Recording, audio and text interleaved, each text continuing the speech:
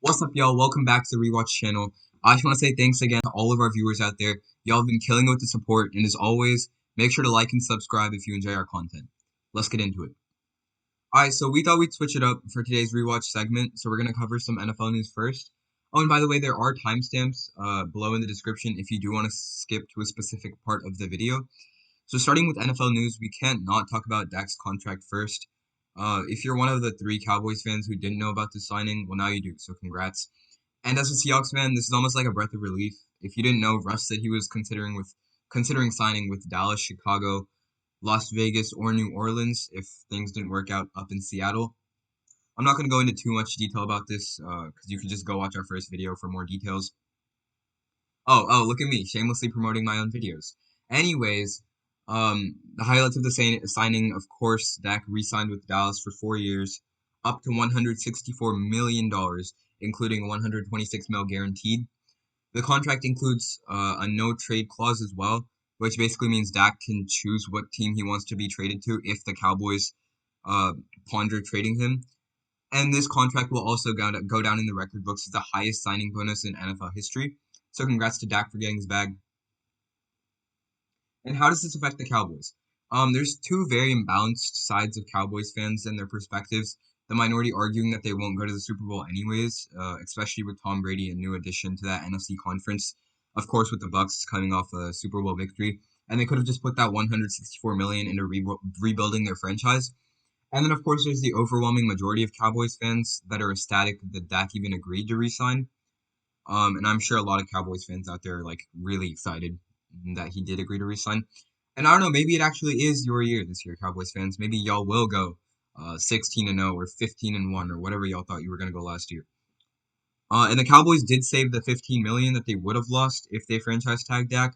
So hopefully they can put that money into good use by either signing pieces that'll help that team grow or just getting valuable assets. Either way, I hope the team, and I know the team actually will do a lot better than they did this year. Alright, as we're going through this NFL segment, please keep in mind that the way the offseason works is that some weeks there are going to be 15 topics to cover, and then some weeks like this one, there's only going to be 2 or 3. That being said, let's move on to our second and final topic for the NFL segment of this video, and that's of course Allen Robinson and Chris Godwin, both getting franchise tagged earlier this week. And Allen Robinson, one thing I gotta say about Allen Robinson is that the man does not get as much credit as he deserves. His name never pops up into conversations about the DeAndre Hopkins, the Tyreek Hills, the Stephon Diggs of the league. But he's actually been doing his thing. I mean, he's been a solid, actually an above solid first option for that Chicago Bears team. I mean, let's compare him to someone like Tyreek Hill. And Tyreek Hill, I think, is a receiver that pops into a lot of people's minds when they think of the NFL receiver. So last year, Tyreek Hill had 87 receptions for 1,276 yards. Allen Robinson had 102 receptions for 1,250 yards. Those stat lines are super similar. So you can't say that Allen Robinson does not deserve to be in conversations with people like Tyreek Hill, people like DK Metcalf, people like DeAndre Hopkins. He's in the conversation for one of the most underrated, if not the most underrated receiver in the league. And he got rewarded for it. I mean, him being franchise tagged, he gets $18 million under the franchise tag. And yeah, so it was unlikely. Him getting franchise tagged was pretty unlikely. But you know, we just have to wait and see. And I mean, yeah, look where we are now. And I feel like if the Bears just work out their QB situation, I mean, they kind of blew it by drafting Mitch Trubisky over Patrick Mahomes. But that's old news, and like, you know, that's a story for another day. But yeah, if they do some trades and some signings for a solid QB, I mean, they already had a playoff run last year. I mean, why not hope for a better playoff run, maybe a deeper playoff run? I mean, I expect them to be at least more consistent, if anything, this year, because I don't think they're gonna keep Mitch Trubisky or Nick Foles as their starting QB. So I do expect them to be a lot more consistent, and I do hope, for the sake of Bears fans, that they do get somewhere in the playoffs instead of being a one and done sort of team. So yeah, that's all I got to say about Allen Robinson. Let's move on to Chris Godwin. So Chris Godwin, of course, also got franchise tagged earlier this week. I mean, he's been doing his own thing. He got 16.43 million. Oh, wow, that's specific. But 16.43 million dollars under the franchise tag, and he's been doing his thing. I mean, 84 receptions for 840 yards, and he came up super clutch in the postseason. He was just a huge part in that Buccaneers team winning the Super Bowl. And yeah, there were some talks about Tom Brady wanting Odell Beckham Jr. OBJ, but now with Chris Godwin back, Odell Beckham Jr. is probably not becoming a member of the Buccaneers. But you know, it's the NFL offseason. It's a crazy place. Anything can happen. So we'll just have to wait and see. And I mean, yeah, Chris Godwin is a part of that dual threat receiving core that Tampa Bay has. He is the second option on that team. Depending on who you ask, I mean, some people could make the argument that Antonio Brown is the wide receiver two behind Mike Evans, but in my opinion, he's not there yet, and I think the dual threat is still Mike Evans and Chris Godwin. So yeah, Chris Godwin was trying to go for another deep playoff run, so I'm sure he's happy because Tom Brady's still there. I mean, it's pretty much a locked playoff spot, so I'm sure he's happy, and I'm sure a lot of Buccaneers fans are happy too. I mean, Chris Godwin was, like I mentioned, a huge part in that playoff run, so I'm pretty sure a lot of people are happy to see him stay. And then, yeah, like I mentioned before, it's a short NFL segment today, so that's all I got for the NFL news. Let's head on over to the NBA. So today for the NBA, we have Blake Griffin signing with the Nets. Blake Griffin was the first overall pick in the 2009 draft, so with the first overall pick, of course, comes many expectations. He lived up to those expectations for several years with the Clippers. Of course, that team was completely Showtime, with Blake Griffin, Chris Paul, and DeAndre Jordan highlighting that team. They were all really good dunkers, of course, not Chris Paul, but he used to lob it up. And they were really good with Doc Rivers as their head coach. They made it to the playoffs, but unfortunately did not get to the conference finals or get to make a championship. Then he got traded to Detroit, which he completely didn't want to do. He wanted to stay in LA, of course. And they got like Tobias Harris and like Boban in return. And it wasn't the greatest trade, especially, but it was a good trade for the Clippers, but it wasn't a good trade for like Blake Griffin and his like priorities and stuff. He didn't want to play in Detroit, and he was like holding out games, or like he didn't feel like playing and didn't have any motivation, if you know what I mean. Then Detroit was like, okay, we don't want him anymore. He's been complaining a lot. He barely plays with us. So we're going to buy out his contract, which means they paid him like the $56 million left on his contract. And now he's a free agent. And of course, many playoff contending teams want to sign him because they know he has the potential to be good again, but he just needs that motivation. And so he got to like choose where he wanted to go. And he got many offers from like the Lakers, the Nets, all playoff contending teams. And of course he chose the Nets because they already have Kyrie Irving, James Harden, and Kevin Durant. So that team is just going to be much better. And adding Blake Griffin to their roster, they said he was going to come off the bench as a small ball center, but adding him just gives you that like range, and he's like, he has experience and he could be good. Another funny statistic about it is that he hasn't dunked in like 2 years. So moving quickly into the next segment, we have the All-Star game.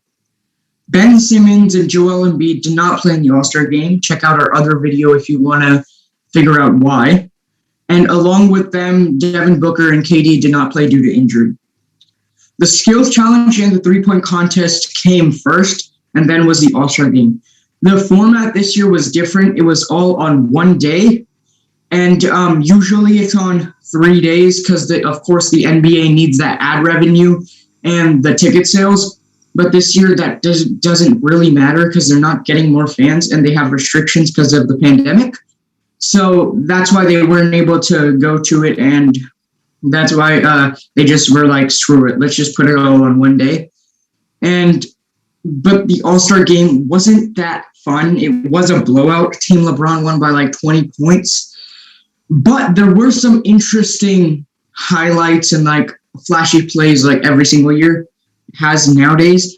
And Dame and Steph were just exchanging, shooting from like half court and deep threes, and they were just making it. Dame called game with a massive half-court shot with a swish. Of course, these players are all swishing these shots. No more banks, no more bounces off the rim and then going in. No, that's out of the picture now. Then Giannis went a perfect 16 for 16, in which he did shoot threes, so you can't take that away from him. And he scored 35 points, and he did win All-Star MVP. And the funny thing was, all the little players were catching oops or dunking, like Kyrie Irving dunked. CP3 caught an oop, who I don't think I've ever seen CP3 dunk. Steph Curry dunked. He caught an oop and dunked. Dame Lillard dunked. So it was just like a fun, flashy, like point guards were basically ruling the whole thing, shooting from half court and then dunking as well. Then LeBron, usually he plays like at least 20, 30 minutes in the All-Star game. This year he played 13. And in those 13 minutes, he got 4 points. He personally didn't want to play the All-Star game and was one of the people who were trying to protest it. But it did end up happening. And he did, I think now he's like transitioning and he wants other players to like get that playing time instead of him. And of course they still won. So, I mean, that wasn't a bad decision. But what we've realized is LeBron is a great GM, at least drafting All-Star teams. He's 4-0 in All-Star games since they started doing captains. And so, I don't know. I personally think if he becomes a GM, he's going to be way better than Michael Jordan ever will be. But that LaMelo Ball pick for sure has panned out. Okay, and our final topic for this video is the skills challenge, three-point contest, and dunk contest. Like, honestly, who even watches the skills challenge at this point? But the skills challenge was the first thing of the All-Star day, if you want to call it. And players like Randall, like Julius Randle and Luka Doncic barely even tried. Luka literally was jogging. He wasn't even jogging. He was walking through the things. And of course, Domantas Sabonis beat him. And what this skills challenge has shown is that bigs are still really dominant in the skills competition. CP3 did try hard. I know this is like his fifth skills challenge appearance, but of course he didn't win again. And Sabonis did win another proof to the theory that bigs do control the skills challenge. And now we have the three-point competition. The contestants were Jason Tatum, Jaylen Brown, Mike Conley, Donovan Mitchell, Steph Curry, and Zach LaVine. Jaylen Brown, Donovan Mitchell, and Zach LaVine all didn't make the cut to the final. I think like Donovan Mitchell and Zach LaVine both got like 22 points, and Jaylen Brown only got 17. But Jason Tatum, Mike Conley, and Steph Curry all made it to the final round. Mike Conley was honestly shooting lights out. He got like 28 in the first round and 27 points in the second round. But of course, Curry won. But this one was actually close. Curry won on the last shot. It was like 26-27. And of course, the last shot was a money ball. And bam, it went through. And he won 28-27. Honestly, I'm not going to talk too much about dunk contest because that was just boring. But Anthony Simons did win with the dunk where he almost kissed the rim. If he did kiss the rim, that would have been iconic. And that'll cap it off for today's rewatch segment. We really hope you guys enjoyed it. Remember to hit that like button and subscribe. Also turn on post notifications so you'll be the first to watch our videos when they get posted. See ya.